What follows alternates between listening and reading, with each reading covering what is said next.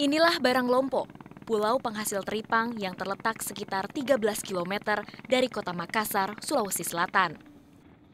Disinilah tempat tinggal para nelayan yang dianggap handal menyelami lautan. Tapi akhirnya lumpuh di daratan. Daeng 7 adalah salah satunya. Gejala awal apa yang Bapak rasakan sebelum mengalami kelumpuhan? Di bagian sini, belakang. Punggung belakang ya? Iya. Rasanya seperti apa? Seperti yang di patah-patah, kayak di patah-patah. Pada saat itu menyelam di daerah mana, Pak? Dan berapa meter kedalamannya? Daerah ini, pulaunya Balikpapan. Kedalamannya sekitar 24 depa. Berarti sekitar 40 meter lebih ya? Iya, paling dangkal 20. Di pulau ini, saya juga bertemu dengan Firman, pencari teripang asal Bima, Nusa Tenggara Barat. Ia lumpuh sejak bulan September lalu, setelah menyelam mencari teripang hingga kedalaman 30 meter. Naik di atas kapal itu terasa ya. Rasanya gimana? Langsung jatuh. Tidak ada yang fungsi di bawah. Nggak bisa menopang. Yang kiri, yang kanan, yang kiri ya?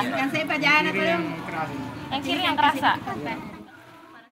Tak sedikit nelayan pencari teripang di Baranglompo bernasib seperti Firman dan Daeng 7.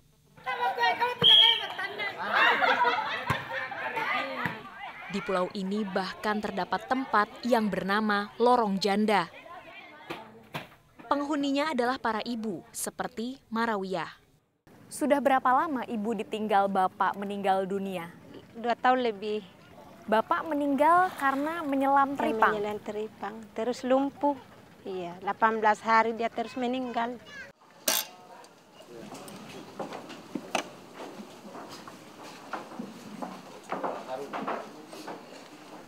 Banyak nelayan pencari teripang yang lumpuh dan meninggal karena cara mereka mencari teripang tidak aman.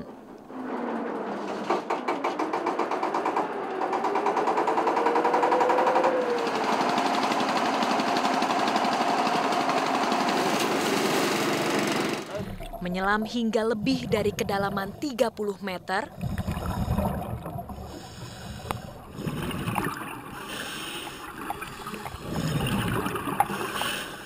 hanya dengan sebuah alat pemompa udara atau kompresor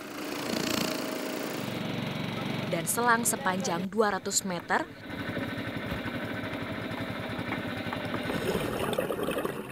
sebagai alat bantu pernafasan.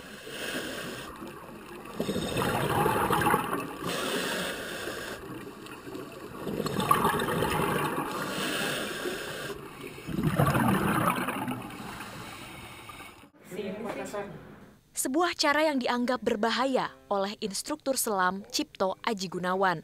Apakah menyelam dengan menggunakan kompresor sama sekali tidak aman atau bagaimana? Sebetulnya bisa dibuat aman, tetapi persyaratannya cukup tinggi. Misal, kompresor yang digunakan itu adalah kompresor ban, tidak memiliki filter. Apabila bisa diciptakan sebuah filter, dan saya yakin bisa karena ini juga bukan teknologi yang tinggi, itu filter itu diciptakan, itu bisa mengurangi risiko. Dari penjelasan petugas Puskesmas Baranglompo, Tommy Derajat, tak banyak nelayan yang peduli dengan kondisi tubuhnya sendiri. Kebanyakan mereka kalau mengadukan itu ya kejadiannya memang sudah terjadi baru trauma. Jarang kalau misalnya awal-awal mereka hanya merasakan baru gejala-gejala. Tapi kalau sudah mulai lumpuh, mereka baru melaporkan. Dari jumlah total 410 2010 sekarang tinggal 378 yang pencari teripang. Bisa dibilang hanya 20 atau 30% saja yang dia rutin check up.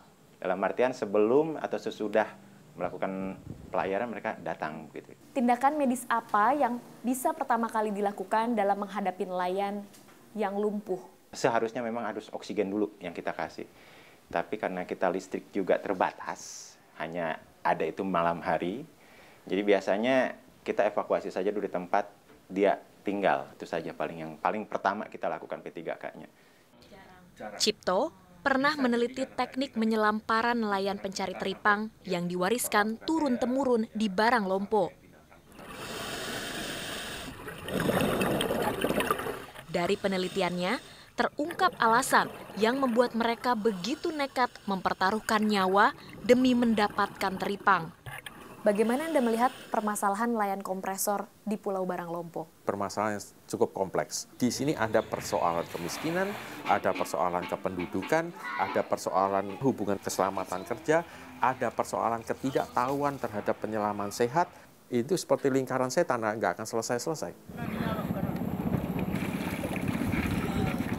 Selama ini pembeli teripang adalah sejumlah orang yang disebut dengan juragan. Mereka adalah pemilik kapal seperti Bahar. Ada berapa banyak jumlah nelayan peselam teripang yang menjadi anak buah Bapak? Kalau anak buah saya 2 kapal 25 orang. Rata-rata yang didapat dari anak buah per sekali melaut berapa sih kalau untuk teripang? Pribadi saya biasa 10 juta. Kalau untuk anak-anak buah Bapak itu sendiri berarti dapatnya bersihnya kira-kira per berapa? Kadang tak 1 juta, ya kadang juga tak 2 juta. Kalau kita dapat 10 juta, anak buah dapat 2 juta. Begitu. Kalau boleh tahu berapa sih Pak penghasilan yang didapat ketika menjadi nelayan dahulu? Kalau dulu paling banyak itu 2 juta lebih. 1 juta.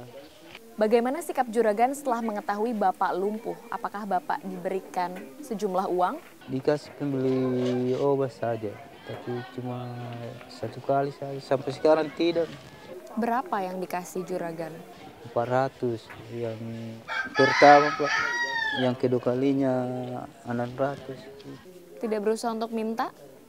Tidak begitu semua di sini juragan. Tak sedikit orang seperti Cipto yang berupaya mengingatkan para nelayan untuk mencari nafkah dengan cara yang lebih aman. Saya yakin sudah sering dilakukan penyuluhan. Tetapi persoalannya tadi itu, kalau Anda hanya menyelesaikan di satu rangkaian, tetapi misalnya hubungan kerja insentif dari juragan kapal ke nelayan itu tidak dipotong misalnya, sehingga nelayan termotivasi untuk mengambil lebih banyak, itu mereka akan tinggal di bawah air cukup lama. Tadi itu karena di satu sisi dorongan kemiskinan, di satu sisi dorongan mendapatkan uang dengan mudah, resiko ini menjadi tidak dianggap gitu. Kalaupun terjadi ya dianggap ya udahlah, memang nasib begini gitu. Tapi pundi-pundi rupiah dari teripang terlanjur mengaburkan pandangan sejumlah nelayan. Bahkan tetap mewariskan pekerjaan yang mempertaruhkan nyawa ini turun-temurun. Seperti keluarga Agus, pemuda 22 tahun yang lumpuh sejak 3 tahun lalu.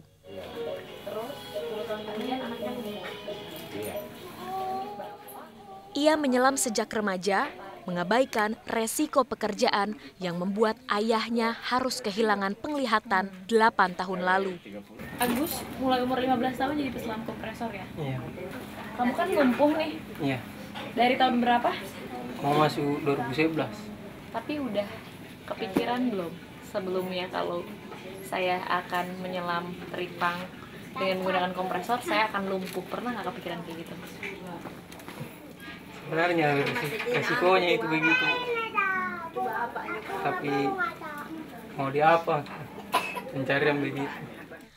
Tak hanya Agus, anak Marawiyah pun melakukan pekerjaan yang merenggut nyawa ayahnya. Ibu melanjutkan pekerjaan Bapak? Iya. Menyelam kompresor Menyelam juga? iya. Kadang-kadang cari teripal lah, kadang-kadang ikan. Iya. Ibu nggak takut anaknya meninggal lagi kayak Bapak? Takut sekali nak, takut. Tapi di mana kita makan kalau bukan hasil di laut? Itu kalau adik berangkat, mama bilang hati-hati nak menyelam, jangan terlalu dalam. Itu. Ibu sedih? Iya sedih, karena ingat sama suami. Pekerjaan alternatif apa yang bisa mereka lakukan selain menjadi nelayan peselam teripang? Agak sulit juga kalau kita bicara alternatif langsung, karena kebanyakan mereka secara pendidikan juga pendidikannya relatif rendah. Yang saya pikir yang harus segera dikerjakan adalah tetap mereka di dalam pekerjaan tersebut, tetapi dikurangi risikonya seminim mungkin. Misal memang di sana tidak berhasil, tapi harus diselidiki misalnya untuk budidaya teripang. Mereka daripada menyelam 20-30 meter menjadi orang-orang yang menjadi bagian dari budidaya teripang. Misalnya katakanlah seperti itu. Pemkot Makassar mengaku telah mengupayakan berbagai solusi untuk menyelamatkan para nelayan barang lompo. Seperti yang diungkapkan Kabid Pelayanan Dinas Kesehatan Makassar, Muhammad Rusli. Baru-baru ini kita rutin laksanakan pengobatan, termasuk yang lumpuh-lumpuh itu, mendata siapa-siapa yang lumpuh, bagaimana kondisi ekonominya, kemudian alat-alat penyelam. Kita upayakan semua bagaimana supaya mereka bisa bekerja dengan aman. Yang bertanggung jawab ketika mereka mengajukan untuk peralatan selam, siapa Pak? Dinkes? Dinkes sebenarnya, tapi ini kan seharusnya jangan cuma Dinkes, harus semua lintas sektor. Bahkan sempat kita usulkan untuk memperoleh perahu atau kapal khusus untuk pulau-pulau. Nah itu, jadi lengkap, ambulans kapal lah. Eksekusinya kapan Pak? Eksekusinya ini kita lagi menunggu informasi dari Kemenkes. Sudah terlalu lama, nelayan barang lompo mempertaruhkan hidup mereka demi uang. Padahal kemiskinan tak sepatutnya dibayar dengan nyawa, apalagi di tanah kaya seperti Indonesia. Permasalahan nelayan kompresor itu sebetulnya bukan barang baru, itu sudah berlangsung puluhan tahun dari tahun 80 bahkan lebih lama lagi di tahun 70-an, dan bukan hanya barang lompo. Kasus seperti di barang lompo itu tersebar mulai dari Indonesia Barat sampai Indonesia Timur. Bayangkan kalau hanya satu barang lompo saja bisa 15-20 orang yang meninggal, bayangkan lagi yang lumpuh bisa berapa puluh orang lagi.